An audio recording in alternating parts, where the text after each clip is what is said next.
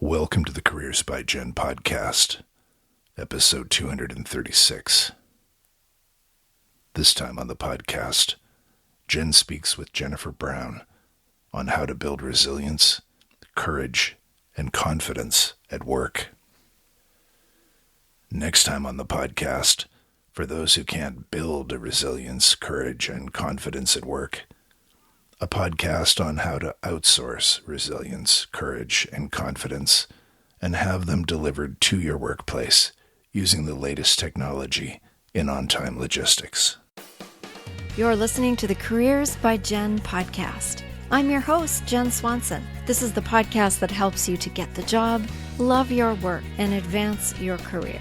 Careers by Jenn is a listener-sponsored podcast, and if you like the content, please consider supporting the show as a patron. You can do so for as little as $1 a month. Head over to CareersbyJenn.com and click on Support to learn more.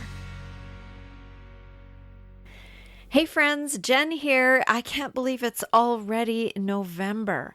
I am heading off this week to the second annual Vancouver Podcast Festival, and I'm really excited to be doing that because I will be learning even more about the wonderful world of podcasting. So stay tuned for information or updates or things that I learn, because you might be experiencing them in shows to come. You just never know. For now, I'm going to bring you an interview that took place a couple of weeks ago, that I recorded a couple of weeks ago, that I'm happy to share with you today with an amazing woman named Jennifer Brown. She is a diversity and inclusion expert. She's a keynote speaker. She's an author and an award-winning entrepreneur. She's the host of a podcast herself called The Will to Change. And she is the founder of Jennifer Brown Consulting. And what she does is she works with companies to help them to become more diverse and more inclusive. Some of the companies that she's worked with include big ones like Microsoft and Starbucks and Toyota Financial Services and T-Mobile and many others. And we could have spoken for a lot longer than we did, I think, because it was an enjoyable conversation. But I had to cut it off. At any rate, I'm very happy to bring you this interview. And I started by asking Jennifer what the biggest cost is for an employee who does not speak up in the workplace. I hope you enjoy. Oh my goodness. I would say it's an energy cost. I would argue that when we suppress our response to something and our instinct kicks in around right or wrong, for example, the energy it takes to suppress that distracts us. And I think harms our productivity and our ability to make contributions, and ultimately impacts potentially even our health. And so if you do that repeatedly, you are sending yourself the subliminal message that actually you don't matter very much. And I think that is like the deeper, most harmful thing. And then of course, if you do that a lot, you ultimately are probably not going to be very happy. And I think for employers, you're going to lose people that feel that they need to do that on a constant basis. So lots of unfortunate consequences all the way around when that happens. And I know that it depends on your personality. It depends on your situation, your circumstance, as to how much courage you have, how much resilience you have, how much confidence you have. I know when I was working in healthcare way back when, I was a passive, non-assertive person in many ways. And that I've worked really hard on changing that. But for somebody who maybe isn't able to find their voice, what are some of the things you might recommend? Yeah. It can be more difficult, for example, for introverts than extroverts, for example. Or maybe you're somebody who prefers to take your time to think about something or reflect on something. Like you're not the person with the immediate response, which actually is very much me. I don't love being put on the spot. And I like to take my time to think about like what my input might be. And so I might be viewed as somebody that perhaps is quieter in a meeting context. And not that you don't have ideas, it's just that like how you process it and the time that you need to process is different. So I would say we have to teach others how to, I think, be inclusive of us in our style. And so some people just won't get it. And a lot of the problem with unconscious bias in the workplace, for example, is that we tend to see everything through our own lens. So extroverts will value other extroverts, and it's the rare extrovert that makes room for introverts. And so if you're on the receiving end of that, I think that you can advocate for yourself. First of all, you've got to understand your environment, and you do have to flex to your environment. And even if that means, being a little extra confident or, forcing yourself to say something, have strong opinions, perhaps it feels a bit forced or not native or authentic. Fortunately or unfortunately, there are certain behaviors that are valued in workplaces, which is where I focus. So you've got to kind of balance, I think, pushing yourself out of your comfort zone to make sure that you're heard. But I would also very much express my, my communication style or my learning style. I would probably have a conversation with colleagues or my manager to say, hey, it would really help if I could get the agenda ahead of time so I can be thinking about some of the aspects we're going to discuss. Or I would really love to offer my thoughts, but, stall for time and then offer to follow up afterwards. So there are workarounds, I think, that we have to do depending on our communication style to make sure that we're heard and to make sure that we're seen as contributing in whatever way it's defined in our organization. And I can't say, because so many different workplace cultures are different. Even teams within workplaces can be vastly different. The tone is always set by the leader, honestly, the manager, and even the colleagues in the room. And the only other idea I'd say is this is not just feedback for a manager, but to your colleagues as well. I might enlist them and say, hey, don't put me on the spot about that, or ask me about that so that I force myself to make a contribution. So I do think you have to kind of figure out for yourself, okay, so is this communication style helpful for me? Is it something that I have to kind of think about how to adjust? But at the same time, we want to honor our styles because those are very deeply personal for us. They're part of how we're wired. I mean, I couldn't act like an introvert if I tried. So although it's funny, I'm getting in touch with my introvert the older I get. But I live with an introvert. So we have these really interesting observations about how much we want to be with people, where we get our energy, what happens in big crowds, what kinds of conversations we're drawn to. And I think that's so important for everyone to really pay attention to that, know yourself, and then, don't totally assimilate to your environment, but think about how you can maybe develop some skills to make sure no matter what, it's so important to be heard and to be counted. That's critical. To me, it's just a matter of when and with whom and kind of the help that you enlist in order to be heard. And there might be some element when you're first starting with a team or with an organization of adjustment and getting comfortable and getting to know people and building relationship. And then you would feel comfortable. I was doing a workshop on Tuesday with a group of engineers and people who work with engineers, and part of the exercise was a conversation around emotional intelligence. And there was a group that I hadn't given them any instructions after the exercise other than to have a conversation about it. And it was fascinating because I had 3 groups go through the same station, and the first group didn't want to say anything because they felt it was all too personal. But the second and third groups jumped in and had a conversation. The second group just had random conversation, and the third group went person by person around the table so that everybody had a chance to say something. And it was fascinating for me as the facilitator to just watch the quieter people, to see if they decided that they could speak up in this group. And presumably these were people that knew each other fairly well, but it was a fascinating thing for me as a leader to watch. Interesting. And if you put people together, like you do an assessment, like the Myers-Briggs, and then you put the types together. Yeah. That's really fascinating. Oh my goodness. Like it becomes annoyingly so. I mean, it really when you do that kind of exercise, you realize how important what we call diversity of thought is, which is like making sure that not everybody's extroverted, not everybody is a feeler, not everybody, for those of you who know Myers-Briggs, because it's like too much of one thing. And too much of one thing is actually very destructive, I think, to the productivity of a group.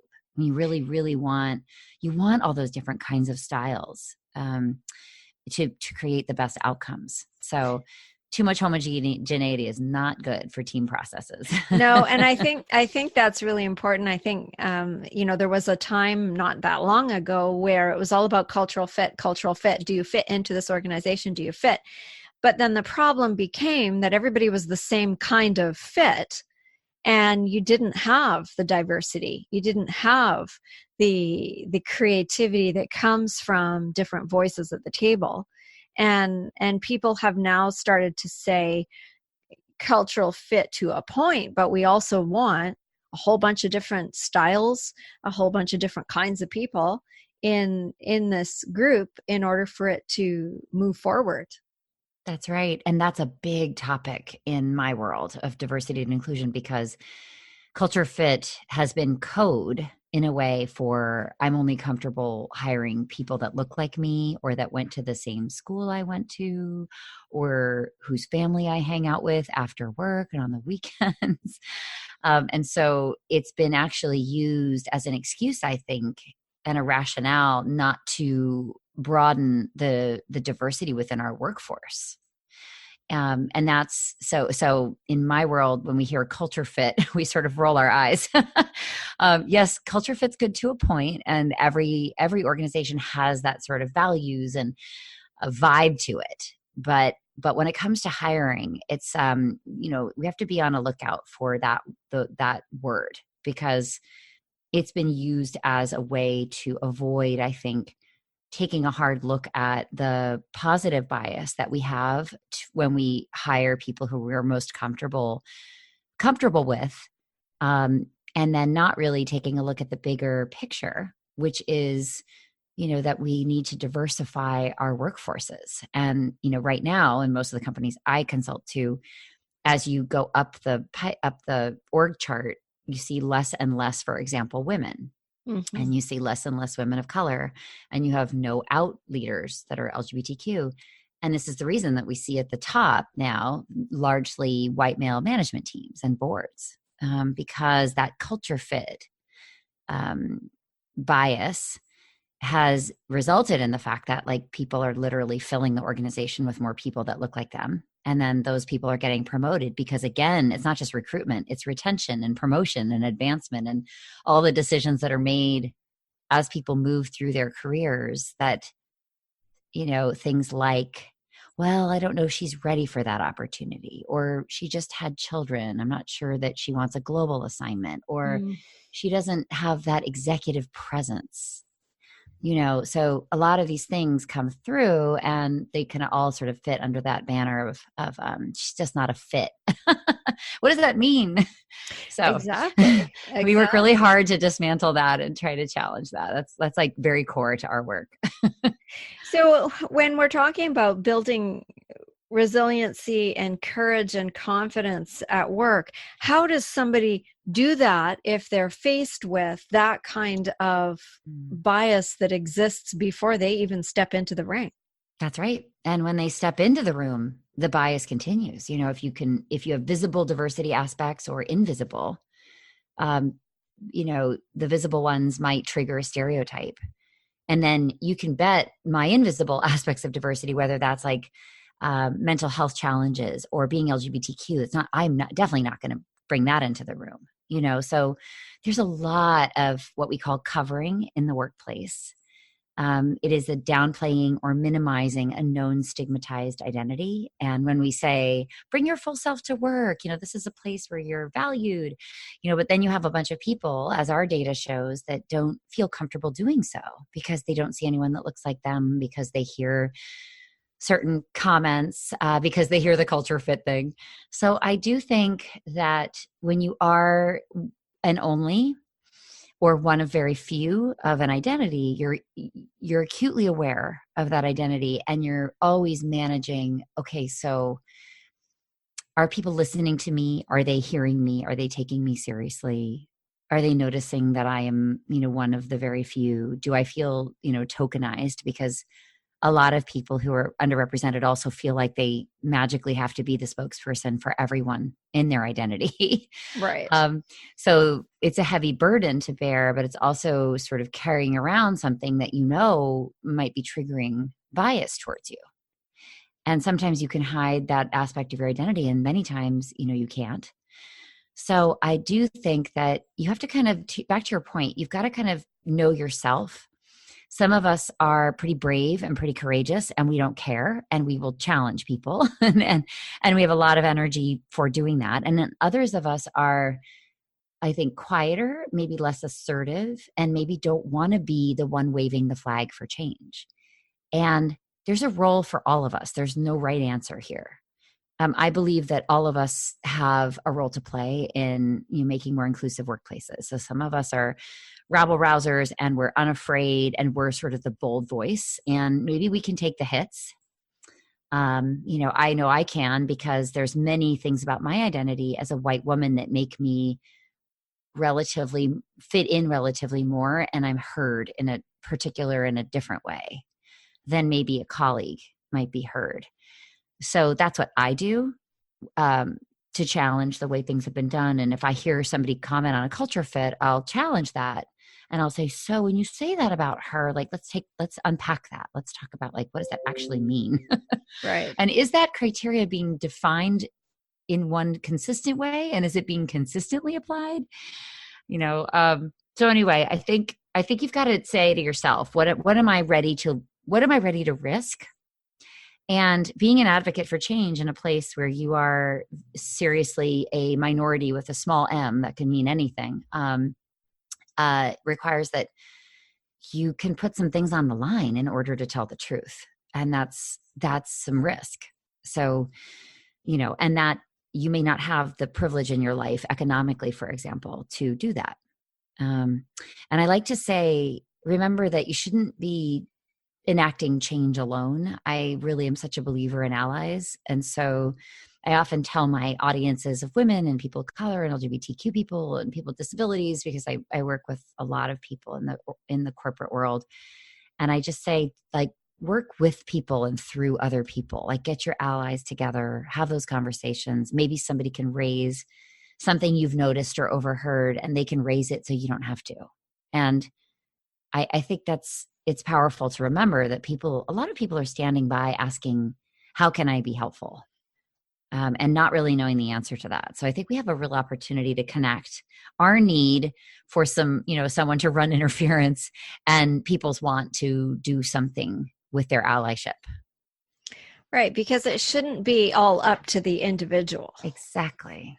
And we're already very tired. Well, and that's putting all of the responsibility for any kind of change on the person, the individual. That's right. And so what, so getting your allies together, that's great, and really important. But what are you advocating that companies do or organizations do to try and make that an easier road to walk?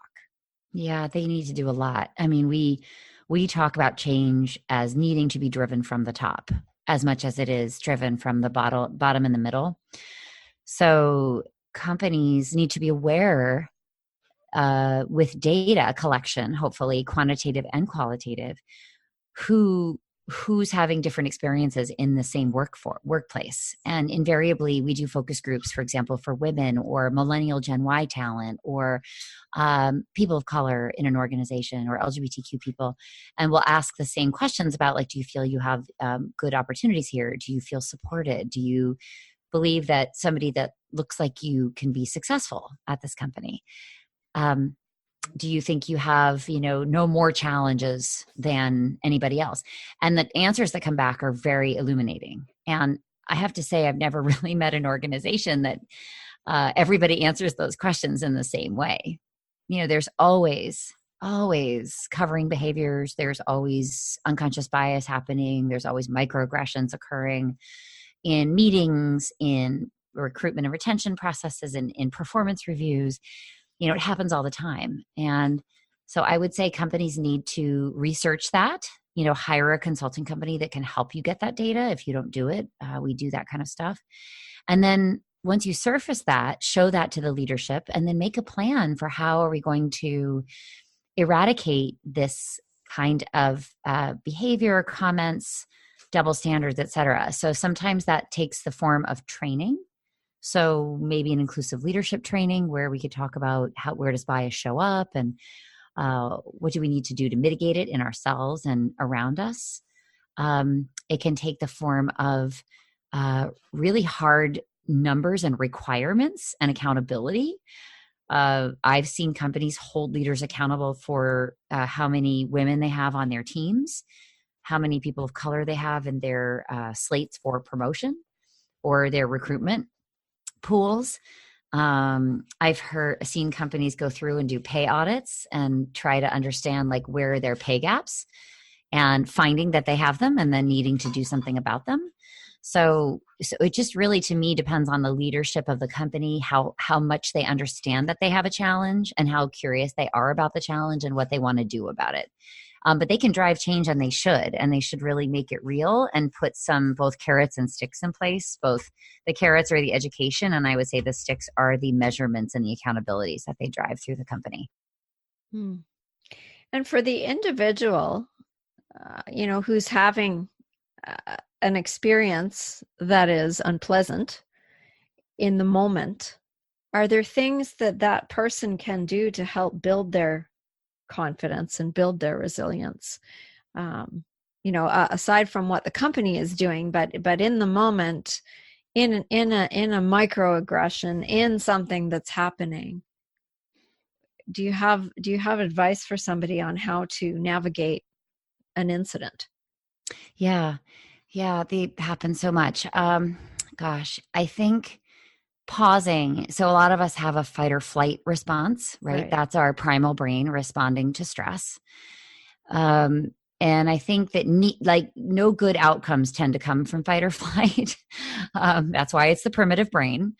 It's trying to keep you safe. And it's important to pay attention to the reaction, but what you do about it, and choosing how to respond, and when you respond, and what you say when you respond, those are things we have control over. And I sometimes saying something in the moment is helpful and most effective. I personally am not a great responder in the moment, but some people are really talented at doing that and know that they won't overstep, or they won't get overly sort of emotional to the point of losing the control of the interaction. But often, these things are emotional. They're emotional moments. And there is an opportunity when you do respond in that moment. Sometimes it's one-on-one, but often it's in a group scenario. And you have to think about the consequences of that. So I just give that sort of caution. I'm not saying it's not effective, but for me, I prefer to kind of think through things, and then I prefer to follow up with conversation. So that would either look like feedback for someone to say, just wanted to let you know, I'm in these meetings a lot, and, so-and-so stole my idea and passed it off as theirs, or I feel I'm interrupted a lot, or I don't feel people include me or reference me. And you could, by the way, if you're listening to this and you see this happening to someone else, this is what we mean by allyship, that person doesn't always have to be the one that's circling back and giving the feedback, because that can hurt us over time. If we're always the ones that do that, we're tired, number one. But two, we get this reputation, right, as being a complainer or perhaps really angry, and this, I won't continue to mention some of the other more, less kind words that we might get called. So I would get your thoughts together. I would bounce things off of people. I like to get input from people before I give feedback like that, to say, what am I hoping for here? What's the outcome that I want? What's my relationship? What are the sensitivities? What is the political situation that I should be aware of? Particularly if, you're giving feedback upwards in a company, you have to think about,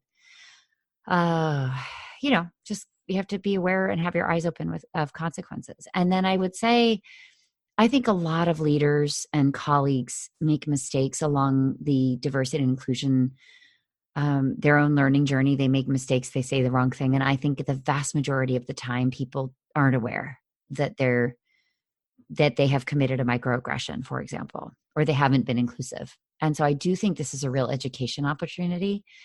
And that's why I kind of like to follow up after, so that somebody has a chance to respond, not in front of a group of people, but on a personal level, and to hear what you have to say. And then for you to actually give some coaching about what would be more optimal for you. So that's how I would do it. But don't forget your allies. Again, I think that if you're the only woman in the room, and you can align with a man that has your back ahead of time, and you can be in that room and he's watching for the behaviors. He can redirect the conversation. He can challenge something that's said.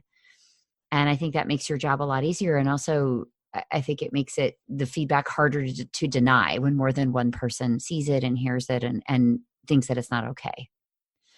And I think your point about sometimes it just takes education is really key.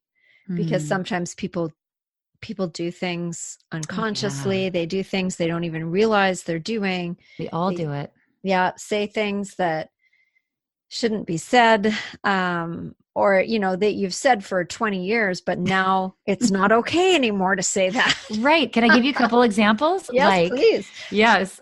I don't see color is one. That's something that has its roots in a really, really good intent, which was, I believe everyone is equal. Right? So wait, people say that? I don't see color? Yeah. Oh yeah. All the time. Oh, okay. Yep. All the time. And they think they're being, they're supporting equality in doing that. Right. I mean, I think a whole generation of people were taught to not see gender or color. Right. So if I'm a male manager, I treat women the same as men. Right. That's actually good. That's what I was taught. Right. Yeah. So, but, now we understand that people of color, just to take that example, experience that statement as an erasure of a very particular experience that's actually being had. It's a real thing to be a person of color in the American workforce, American workplace, means that you are in a minority, and particularly the more senior you are, the more true that becomes. So anyway, so that we want to avoid that statement. And I just kind of, I see a lot of leaders taking notes when I explain this to them, so that they are they're making a note. Maybe this isn't true in Canada. Oh, but we're sure. really behind. We're just really behind. I'm sure it is. And then the other things are I had oh my goodness, this woman who I adore and who's an amazing advocate for equality was giving a talk and talked about sexual preference over and over again. And LGBTQ woman in the back finally was getting very heated and finally stood up and said, "It's not sexual preference. It's sexual orientation. This is not a choice. It's not a preference." And she was talk about fight or flight. I mean, she was just in that primal, right? That I have to stop this now. I can't hear this one more time. And the woman on stage, bless her, accepted it so beautifully, so gracefully, absolutely accepted the feedback, apologized in all the right ways. But as we debrief the exchange, the woman who'd said sexual preference has a gay son who always uses sexual preference. And so I just thought it was this like beautiful example and kind of a heartbreaking example of somebody who's a tremendous ally who has never been corrected on language that she's using, and then was called out in a large group of 150 people for saying something wrong. Right. So her losing face. Yeah. And then to learn that she had a gay son, and so she's like the biggest ally in the world, this woman. I just happen to know that she is. Not that all parents of gay kids are, sadly, but she is one. And she was saying this because this is how her son refers to himself and the community. So anyway, I just thought it was like this, it was an example that just made my head hurt because it was so full of teaching. Like, there's so many lessons in that. Absolutely. Yeah. So I just think the other thing that really bums us out in my world is the argument that the business world is a meritocracy. That's like also a really big sore subject for us. It's never been a meritocracy. To your question earlier, people have hired their friends for years. They've hired their friends' kids.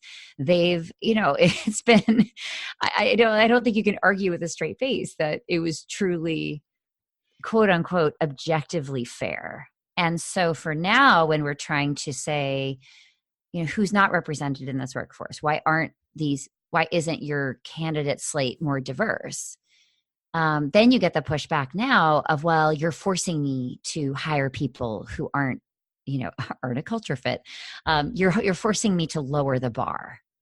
Why am I being, asked to consider not hiring who I think is the best person for the job? And so we have to tangle on that question constantly in our classrooms. And so I would say, well, it depends if you want your organization to look like the world that you do business in. And if it's okay, if you've decided that it's okay for it not to look like that world, particularly in the leadership of the company, which, by the way, is kind of the most visible part of the company, then you've got to know that that's hurting your ability to recruit all kinds of talent. And it's probably hurting you in the marketplace in terms of customers and clients and product development and any blind spots that you may have as you're bringing things to market. Our thinking is that the inside of a company needs to really match the marketplace in which it exists. Mm-hmm. And right now we don't have that scenario. So that's kind of the bottom line diversity business case for diversity right there. And then you can kind of build on that, but some people, it has to be kind of argued in that very basic way for them to really understand it, because the moral argument for inclusion is not going to work for some folks. It's just not, it doesn't resonate with them. And I'm very sad as I say that. I know I sound really impartial right now, but it's very difficult for me to know that that's true and have to work so hard to convince people that this whole topic is important. It is so important. And I think the industry matters too, depending on what the industry is, as to how far along the spectrum they are, as to how far, as to how evolved they've become or not become. I was doing some work in a construction industry recently, and very, very, very few women in the industry. And one of the comments was, they don't want to work here. Yeah. They don't even want to come. Yeah. They're not dummies. Look around. Back to our point of like, how hard do you want to fight? Mm-hmm. Are you a trailblazer? Like, do you have the personality for that? And do you have the support system for that? Because it's hard. I mean, not all of us are, some of us are better followers, right? Some of us, there's a reason there's, being a CEO is a hard job. It's not all fun. Somebody that runs a growing team, it's a hard part of the job, the responsibility that comes with it and all that. So anyway, I do think construction is probably way behind. And I would say law firms are also really, it's a difficult situation there. I won't say more than that. But, funny enough, the banks and the financial services companies are very far along from an infrastructure perspective, because they've they've had to pay attention to this because of, I think, lawsuits like way back, like decades ago. Right. I think they just got on the train, and they have so much robust HR processes that they are monitoring everything all the time. So they've really made it real. And I have to say, some of the banks are like the leading, I think, the best practices, more so than perhaps tech, which you would think tech might be better, but and because perhaps it's a younger industry, but there's tremendous difficulty for women and people of color in engineering roles, just to name one aspect of tech. So it's not the industries you necessarily think sometimes. Right. Yeah. And looking even at government, we just had an election this week in this country, and commentary going back and forth about how only 1/3 of the cabinet elected is female, which is still great, but that's only 1/3. Yeah. And, so commentary around that as to it's an improvement. There's 98 women in elected positions now. And last year, I think last time there were, 50 something or maybe 75 something. I don't have the numbers in front of me, so that was a big leap. It was a big leap, and it's better, but it's still a fair ways to go to being equal. Yes, indeed. And, it's the concept of, do we need quotas, to achieve these things? I mean, it's a question.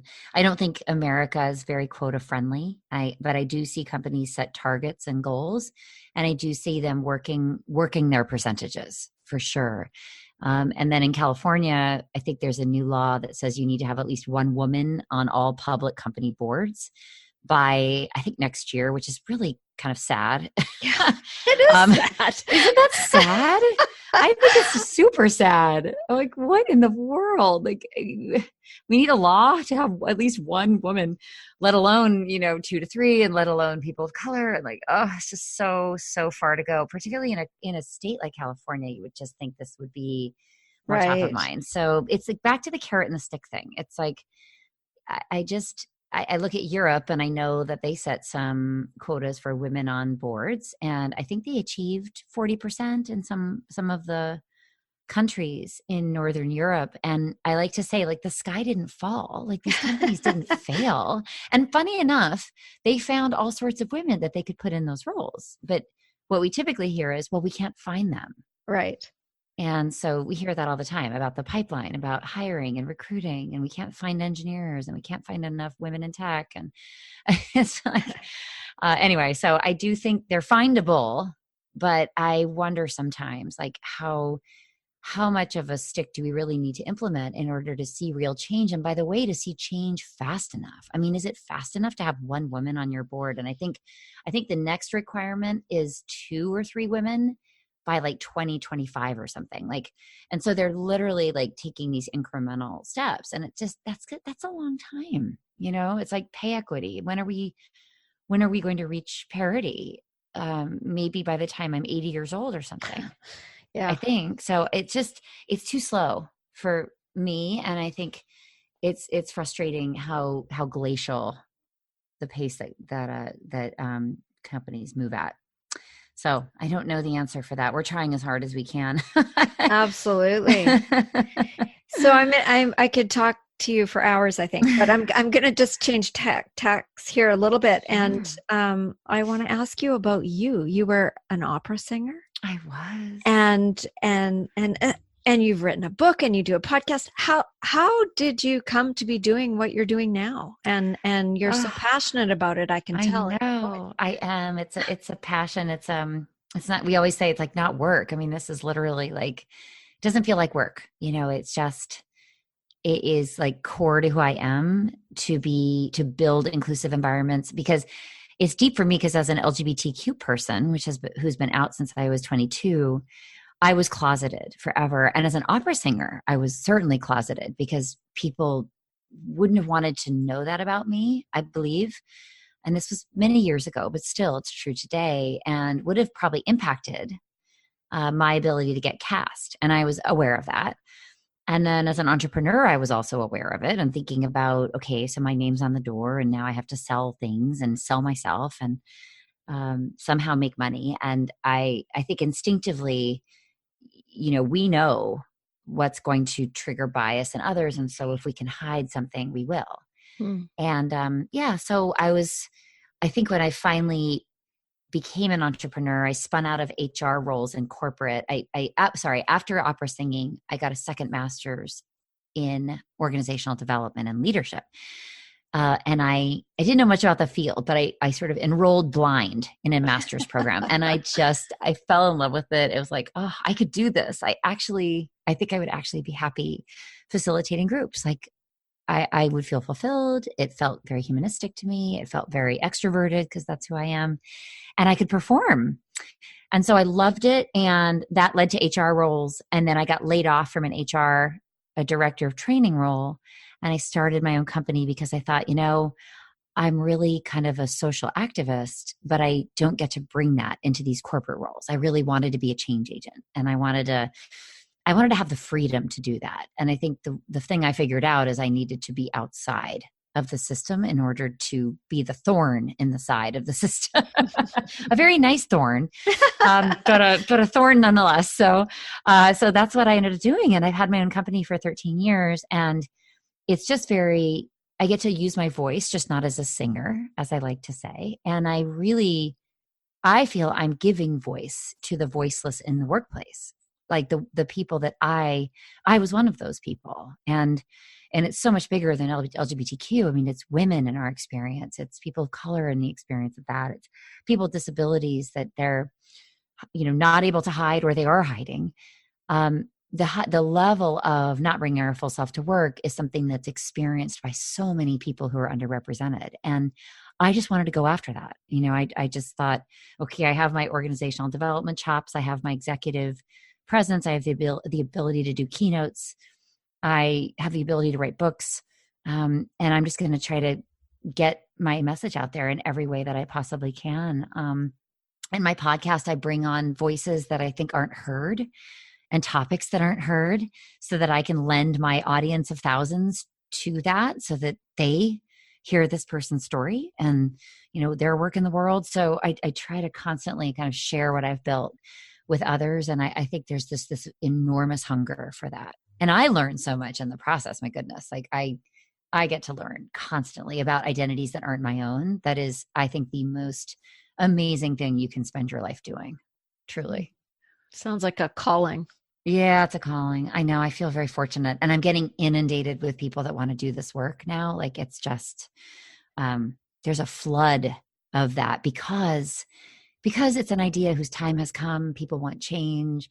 I think it's a frustrating time to live in our political climate right now and feel that, like, why am I working this job? Like, I want to do something with purpose. Like, I want this to matter. Like, I want to switch careers and, go into something that finally maybe takes care of me, and heals my own heart and the hearts of others. I do think as time goes on in our lives, we want to do something that really matters.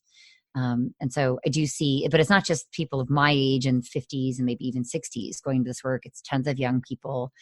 And then companies are creating a lot of jobs, not a lot, but they're starting to create their first or second or third diversity role, which is really cool. So there's actually a match that's happening of supply and demand, which I'm thrilled to see because it wasn't the case for a very long time. And it was very difficult to get into this work. But now it's becoming more mainstream. Yay. Maybe change will happen faster if that's true. Maybe.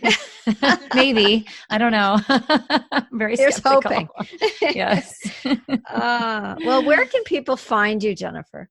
Oh, yeah. So I have 2 books, as we've talked about. The first book is called Inclusion. It was out in 2017. And then my second is called How to Be an Inclusive Leader. It came out in August of 2019. And there's an assessment that goes along with the second book that I would love your listeners to take if they have 10 minutes. It goes along with the book. You can find it at inclusiveleaderthebook.com and look under menu for self-assessment. And it will give you a 2-page report on where you are in a model that I write about in the book, in the second book. And then I'm in all social media platforms. And Twitter, I'm at Jennifer Brown. On Instagram, I'm at Jennifer Brown Speaks.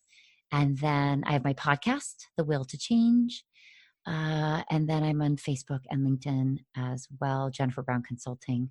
You'll see I'm kind of ubiquitous. I enjoy marketing a lot, and I actually really like social media. I learned so much about this topic from all the different voices that I follow and I bring on the podcast. And so, I'm very excited for your listeners to kind of embark. If you're on the journey, keep going. And if you're not, jump on in, pick up especially the second book, and, start to just, wade into the waters and know that you're very needed. Your voice is needed and your story is needed to shift the world around us. And I was going to ask you for a last piece of advice, but I think you just gave it, unless you have something else. I think that would have been it. I think that was definitely like embark on the journey. And maybe you want to pick one identity that you know nothing about, that is not as heard, not as represented. Maybe there's unconscious bias or conscious bias going on for people of a different identity than yourself. And I would task you perhaps with, learning about that identity, looking at your friend groups, looking at your networks, thinking about the media you consume, thinking about the books you're reading. I've been on such a journey as a white person, for example, over the last year or so. I've read White Fragility by Robin DiAngelo, which is an incredible book. Mm-hmm. There's also another book called How to Be an Anti-Racist. Excellent book. So I'm kind of digging deep into that. I'm also digging deep into male leaders being allies for women. So I'm reading books. There's not that many books written on that topic, but one of my favorites is called Athena Rising, and it's written by two male friends of mine who are all about men mentoring women and supporting women. So those are some of the things that I'm learning, but that I know I have a lot to learn about, because that's not natively my experience. So that might be a very animating call to action for your audience. Well, thank you for this very important conversation. I'm sure that you've got a lot of us thinking. Oh, thank you so much, Jenn. I appreciate the opportunity. You've been listening to Careers by Jenn with Jenn Swanson. If you like what you heard, please share this. If every single person listening today shared this episode with just one friend, our audience would be twice as big, just like that. And the more people we can help with our content, the better. So help out a friend and help grow our audience by sharing this show with someone you know who would benefit from the content. If you haven't subscribed yet, please do that, and together we can make a difference. Until next time, take good care.